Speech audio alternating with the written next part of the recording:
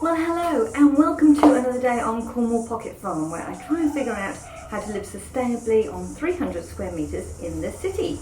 And today I thought I would do a bit of a farm tour and show you what's actually going on that 300 square metres in the city.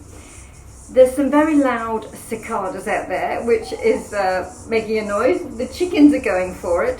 The buses are coming past and there's a bit of wind, so hopefully it won't be too loud. But anyway, you'll be able to see what's going on. So let's get out there and I'll show you. It's a beautiful sunny day, as you can see, a little bit windy, so hopefully that's not going to be too much of an issue. My woodland border is, the calla lilies have pretty much gone over now, so this bed's looking a little tired and now until the hellebores come out. The foxgloves are finished as well. You can see the last little bit of foxglove there. What else is happening? We have lots of apples and things on our espalier. So we've got a few apples there.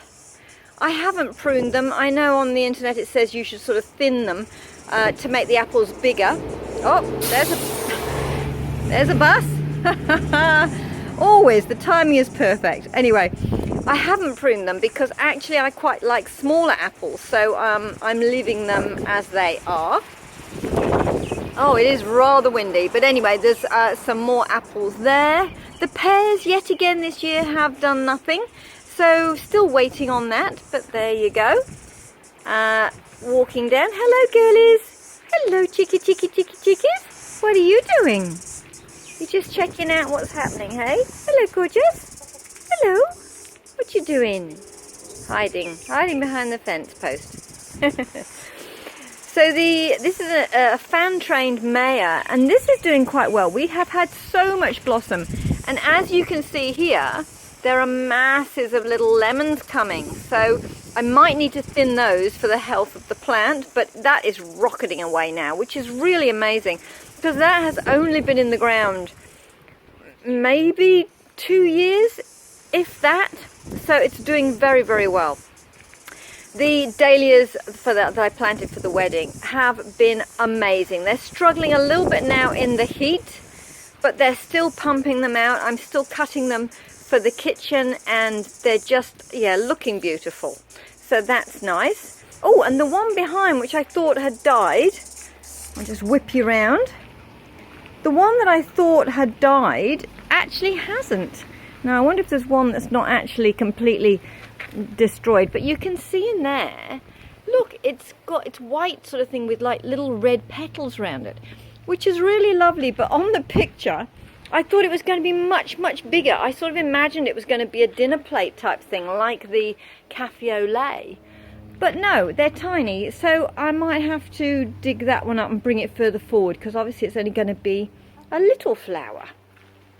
Anyway, while we're down here, we should have a little look at the 2 lemons in pots.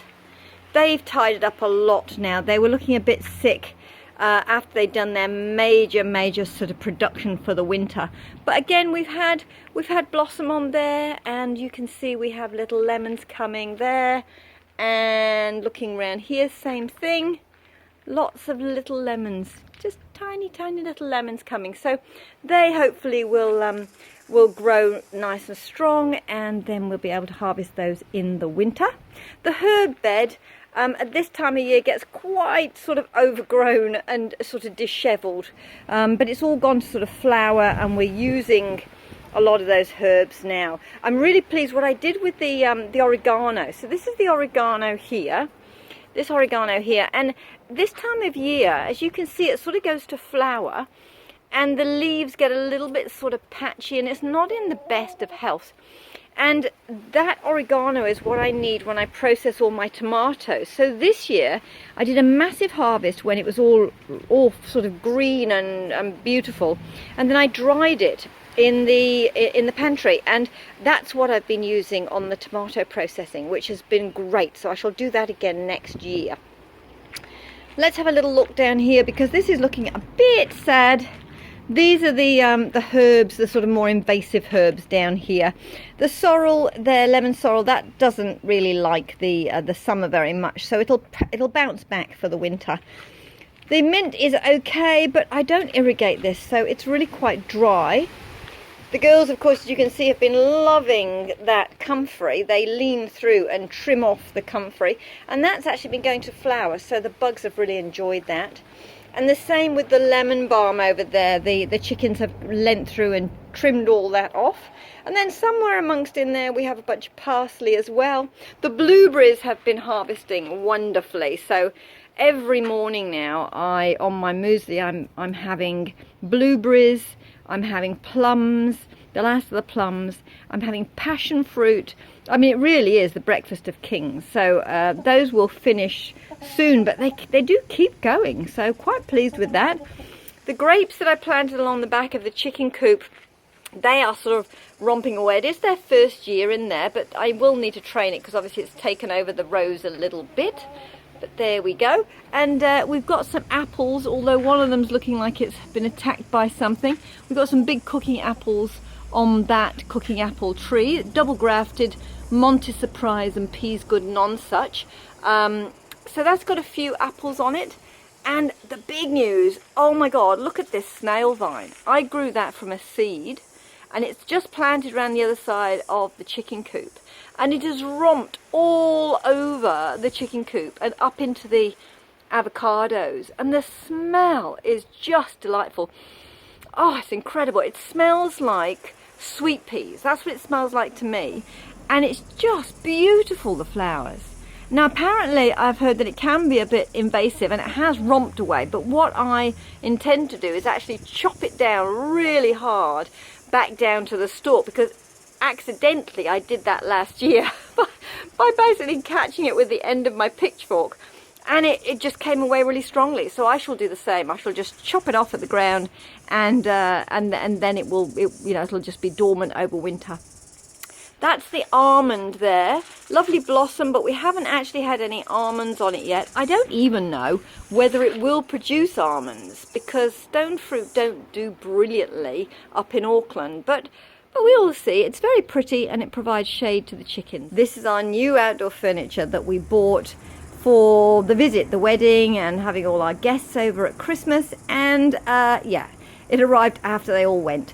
But we have been using it so much since then. It's really lovely to sit out here. I've spent so much time sort of getting all this ready and getting it all sorted and productive and really making it sort of pump away and grow. I mean, bear in mind, there was nothing here.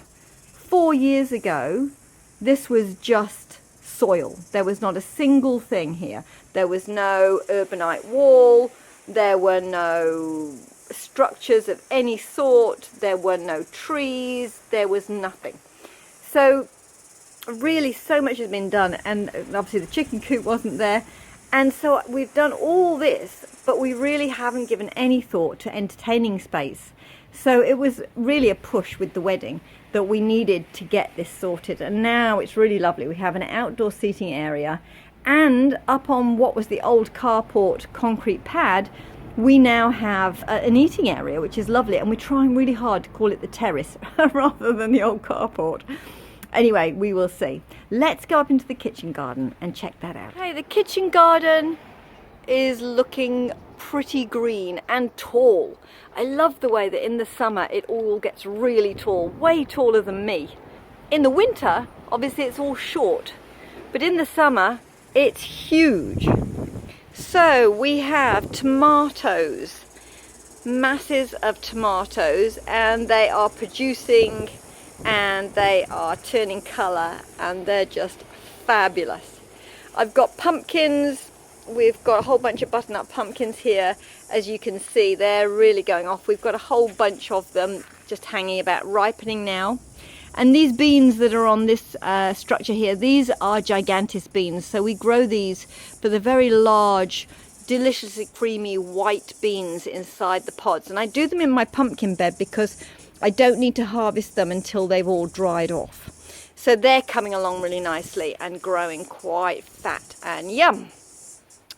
On the other side in England, we have, it's quite hard to video actually when it's really high and close to you.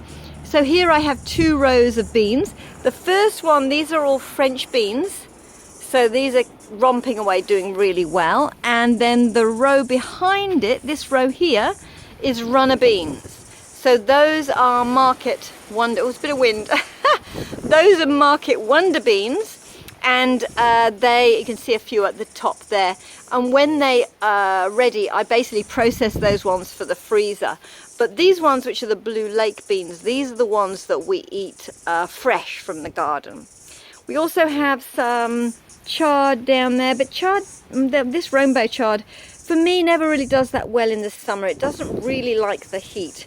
And I've got a few onions in there as well, which we've sort of been eating as spring onions and just when we need an onion. I've got a little bit of new planting here, just because I had a few extras, would you believe, that I didn't get in the garden before the wedding. So literally last week I came out here and planted them. Now, whether they will survive or do anything, I have no idea, but they certainly weren't going to do anything in the cold frame, so they had to go in because they were making me feel guilty. And then those are the Cavolo Nero, which are left over from the winter, and they still keep going. So I've got some there, and then I've also behind me in France, I had a few as well. That's a hollyhock behind, and then of course you can see the asparagus now right at the back that have all gone to fern. Hopefully you can distinguish all these things. They've all gone to fern, and they're doing their summer thing, so gathering all the energy for next year's harvest.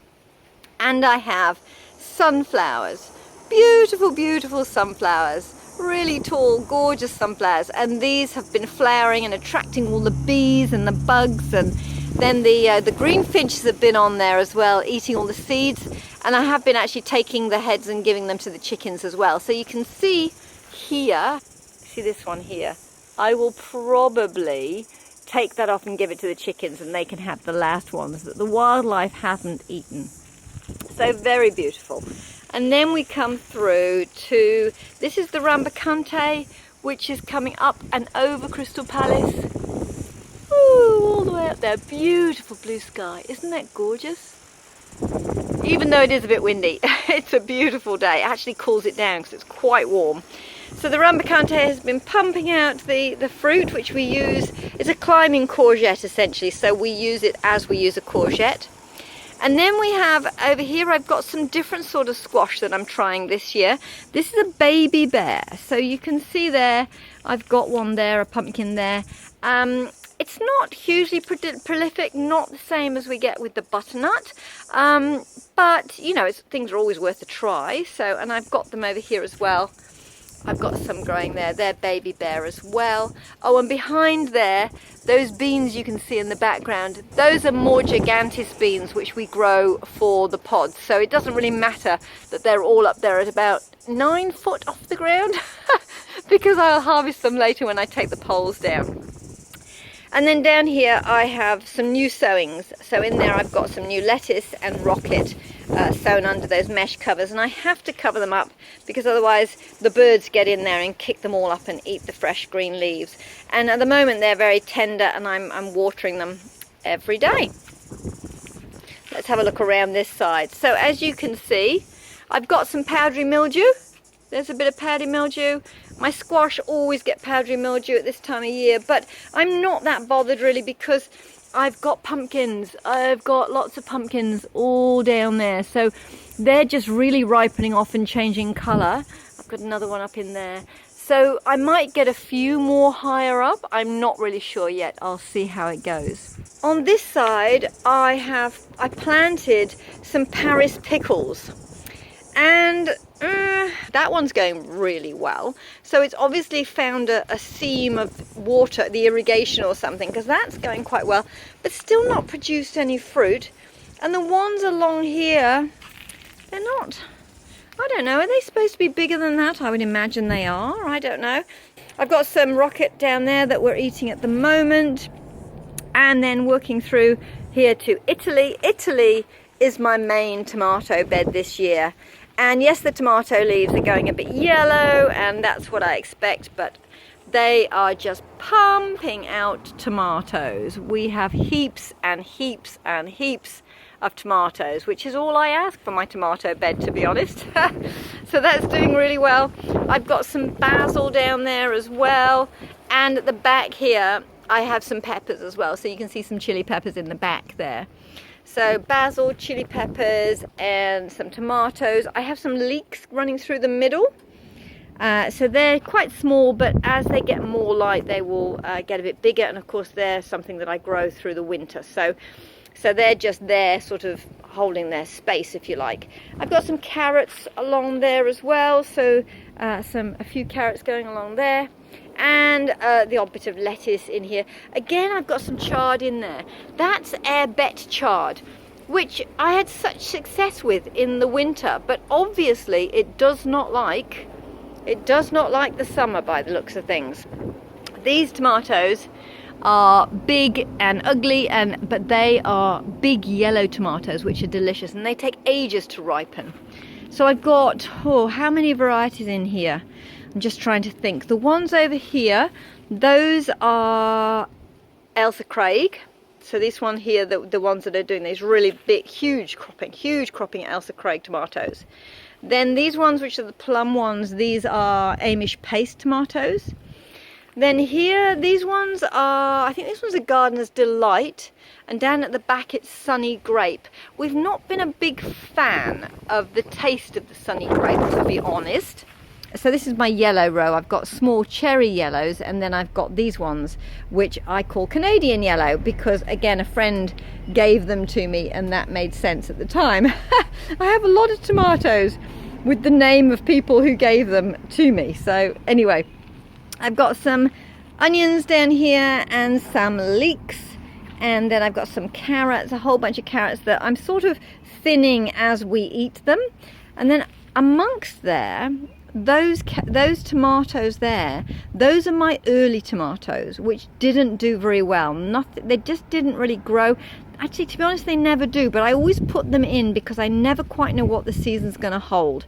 So they're my early tomatoes. They are producing tomatoes, but they're just not very big, which is fine. And I have a blown onion. The onion I forgot to take out, and then it made this really lovely flower head, and then the bees and everything really like it, so I left it there. I have, oh look, I have a big dandelion at the back that I've just spotted. Look at that, huge great dandelion. I might take that out. Yeah, maybe after this video. I've got some, oh good lord, look at that. You see that yellow, can you see that yellow flower over there? That looks very much to me like a melon. The melons are planted over here, but it looks like one of them has broken free and gone over there. That's fine. That's fine. You do you. So this here, I have melons through here. I haven't actually spotted any melons yet, but maybe there are some under there. Who knows? There's another not tomato that isn't doing that well, but I've got lots of tomatoes. It's fine if a few of them don't work very well. And these are my courgettes. As you know, if you've been watching my channel for a while, I grow my courgettes vertically up these metal posts. So they are currently tied here. Move this leaf. So you see that they are tied there, and you can see that the stalk goes all the way to the ground. And then as they grow, I take off the courgettes, and any leaves below the bottom courgette I remove. And I do that. I've got a yellow courgette over there. You can see it. Yellow courgette over there, which I do the same thing to. I find that they stay healthier by growing them up the posts. They seem to do better. And here I have, oh, that's some really bad wind coming through here, so I hope you can hear me. This is the last bed that I planted out because we were painting the gatehouse. And so you can see I've got onions and some peppers and all sorts of bits and pieces in there. And I have some chard. Now this is chard called perpetual spinach. Here I have another squash, so you can see this one is climbing up here, doing quite well. Okay, so that's the Germany bed, and my quince in the back is romping away. Some of the quince I've noticed have gone brown, so they may be dropping off, but some of them are still quite green, so we will have to see how that does. I haven't actually yet had a quince off there. I actually took them off last year because it was newly planted, and then this year I've let it have a few, but you can see there are some that are green but some have gone brown, so not sure what's going on there. We will find out later on, no doubt. And up onto our new terrace area. That table, if you remember the table, the black table that I used to do my potting on, we actually gave that a bit of a lick of paint. We chopped the bottom off, the legs off, and put some wheels on so we could move it about, so that when we had the wedding we could eat around it, move it to where we wanted to do it, and then move it out the way for dancing, and it worked really, really well. Now the pots, I have been trying to keep up with the watering. They were glorious for the wedding, but they're looking a little bit more dried out now because I don't always water them. It's very, very hard in Auckland to keep terracotta pots watered, and you can see this wind. It's a warm wind and it just dries out these pots so quickly. So they were definitely done just for the wedding, and it's not something that I would normally do in the garden because it just really takes too much water to maintain for the long term. Some of the things are doing okay. So those there, those are portulaca, and they don't mind the dry too much, and the geraniums are not doing too badly. But some of the other things like the lobelia, they have not done well. We did our best for the wedding to tidy up this space, and we managed to squeeze the wood pile down into that small bit there which we could not get rid of. So looking at the food, oh, it's very windy here. I'm hoping you can still hear me. Looking at the food forest, you can see that I still have a few things covered in cloth. Don't know if you can see that through there. So that there, those are the last of the plums. I've got a couple more plums in there still to harvest, but the fruit that you can actually see dangling about, that's actually passion fruit.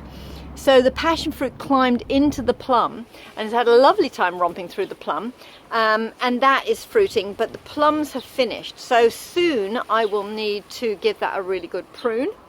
The elderberries likewise are, you can see just that cloth bag up there. Hopefully you can see that just here. That's the last of the elderberries.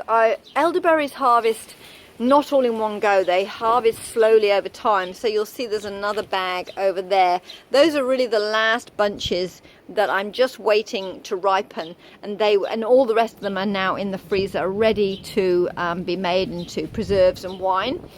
So that elderberry there, as you see, it's pulled right out and filled up this food forest area. That I will knock back and prune right to the fence when we get into the winter period.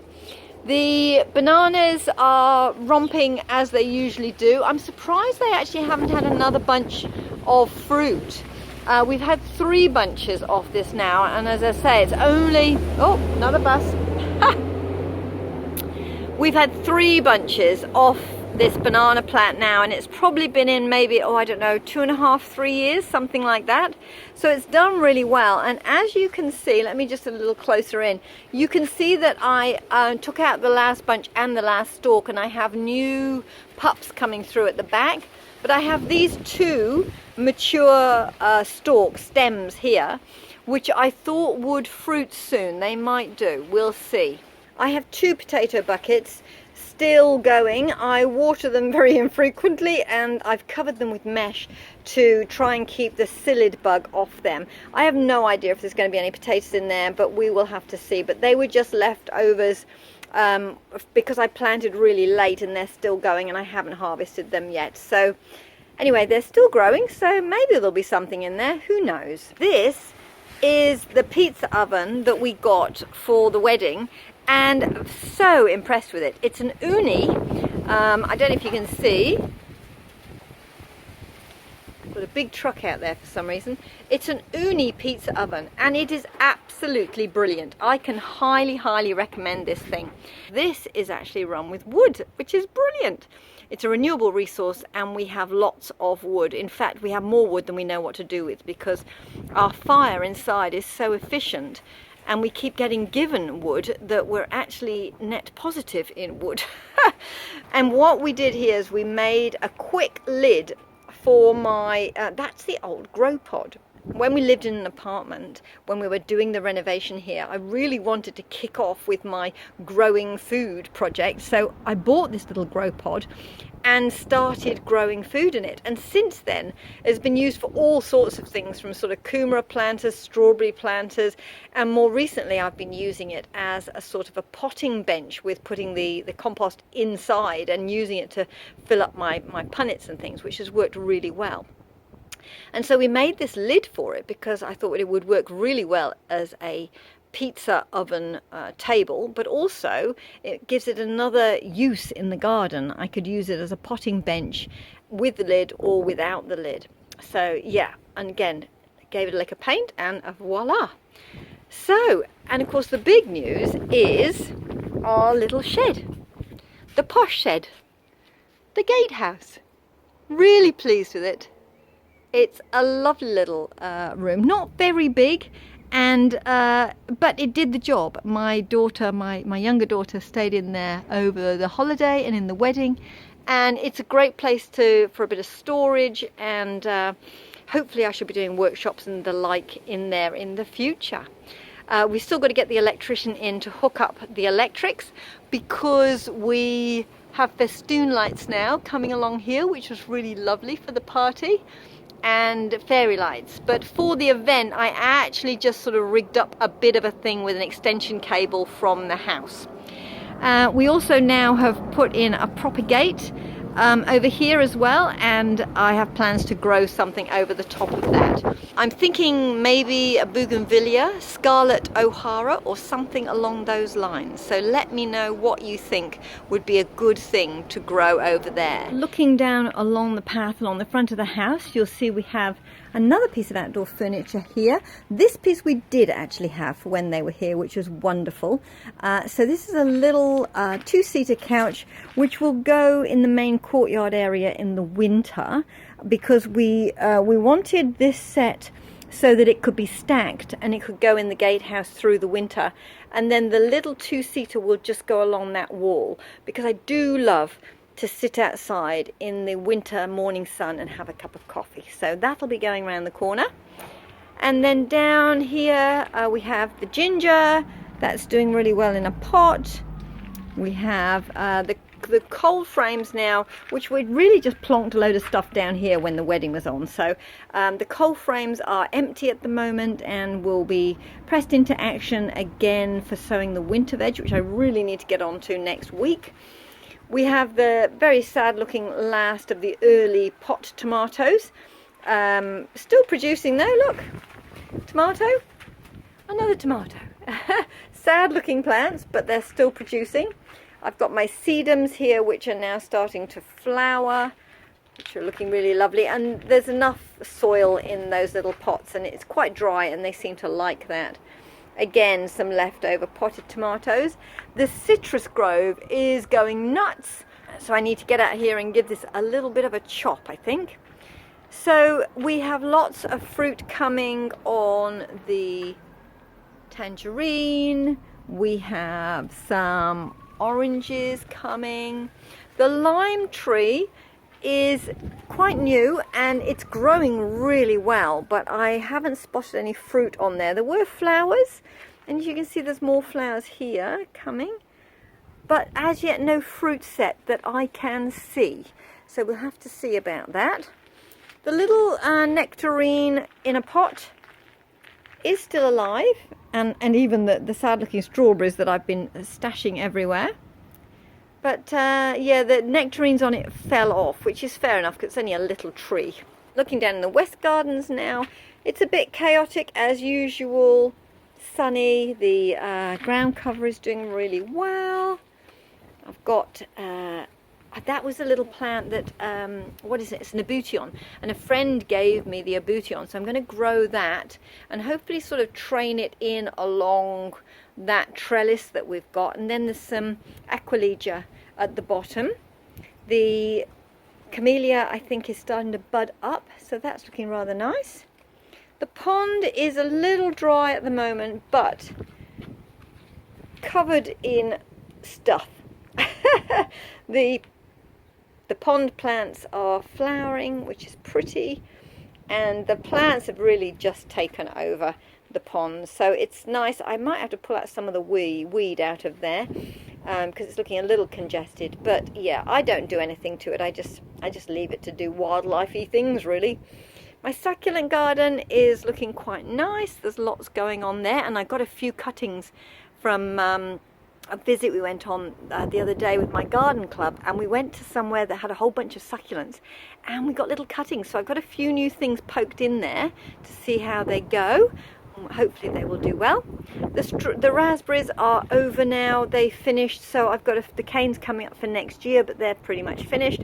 And the blackberries, as you can see, are, well, hopefully you can see through the netting, I've got lots and lots of fruit. I had to cover them up actually because the birds are getting to them, so I'm harvesting those every day as well.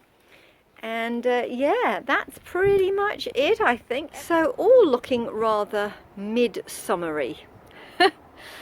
This is the time when really everything starts to get diseased and all the bugs and pests come in and everything starts to go awry. Anyway, the garden in midsummer, looking amazing. Oh, it's so wonderful. I do count my blessings every day. How amazing it is to have this sort of environment and be able to grow all this produce. I mean, literally I am running to keep up with it at the moment. Every morning I go out and I take a big basket and a bowl, and I'm harvesting,